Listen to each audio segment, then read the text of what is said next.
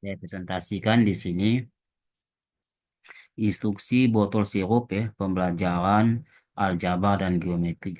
Jadi di sini.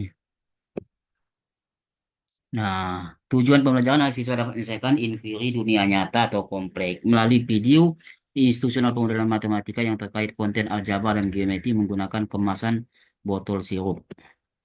Nah, di sini ada botol sirup yang diukur dengan mistal. Di sini ditunjukkan bahwa isi bersihnya adalah 460 ml. Kemudian botol ini dimensinya diukur. Di sini ada dua jenis bentuk. Di sini ada yang bentuk silinder ya bagian bawah di sini. Ini bagian kerucut terpancung ya. Jadi dia mengecil di atas maka ini kerucut disebut. Dan ukurannya diukur dengan mistal. Ya. Nah, di sini pertanyaan dunia nyata, bagaimana Anda membantu perusahaan untuk mengecek ulang tentang isi bersih botol sirup ini? Ya. Nah, pertanyaan penuntut, hitunglah volume botol sirup ini secara matematika. Nah, informasi penting ukuran dimensi botol sirup itu diukur dengan mistal ya. Di sini asumsi-asumsi ketebalan botol sirup tidak diperhitungkan dalam modeling ini karena ini dia menggunakan dasarnya beling ya atau kaca ya. Jadi dia ketebalannya itu mungkin agak tinggi tapi tidak dihitung di sini ya. Kita kita abaikan. Pengukuran botol sirup dilakukan dari luar ya tanpa melihat ketebalan botol. Pengukuran dengan mistal kita asumsikan valid ya. Misalkan bahwa PS mililiter adalah volume botol bagian bentuk silinder, PK mililiter adalah volume bagian botol bentuk kerucut, PT mililiter adalah volume botol bagian penutup, R besar sentimeter adalah jari-jari alas, R kecil adalah jari atas, tinggi silinder adalah T sentimeter. Nah, di sini volume bagian botol bentuk silinder itu PS Pi L kuadrat dikali T ya. Pi-nya 3,14, jari-jarinya 2,85 dikuadratkan dikali 10,4 tadi adalah tingginya. Maka diperoleh 222 mililiter.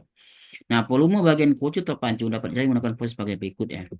Di sini kita buat ya, di sini karena dia mengecil di atas, maka di sini model aljabar ini X dan misalnya yang kecil ini X karena dia sama pasti di sini X cm, maka model aljabar dari gambar adalah 2X tambah 2,6. X tambah X yang ini 2,6 sama dengan 5,7.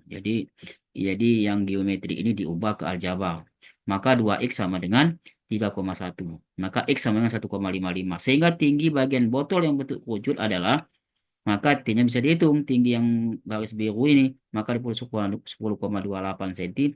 Jadi tinggi bagian botol eh, bagian kerucut adalah 10,3 cm.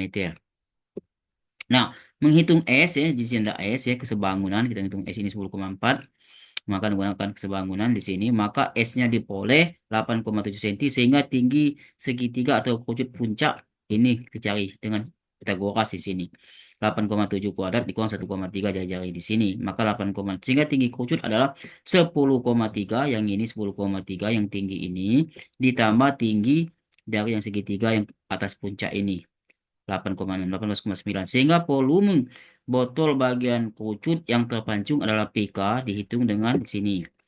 Sepertiga Pi R kuadrat kali T dikurang R kuadrat kali T. Maka diperoleh 177,4 ml. Sehingga volume botol keseluruhan tanpa bagian penutup adalah volume silinder ditambah volume kerucut. 222 ditambah 177,4. 319,4 ml. Volume bagian penutup botol PT sama dengan 3,14 dikali 1,3 kuadrat dikali 2. 2 ini adalah panjang tutup botol. Maka 10,6132. Volume total maka diperoleh 410,0132.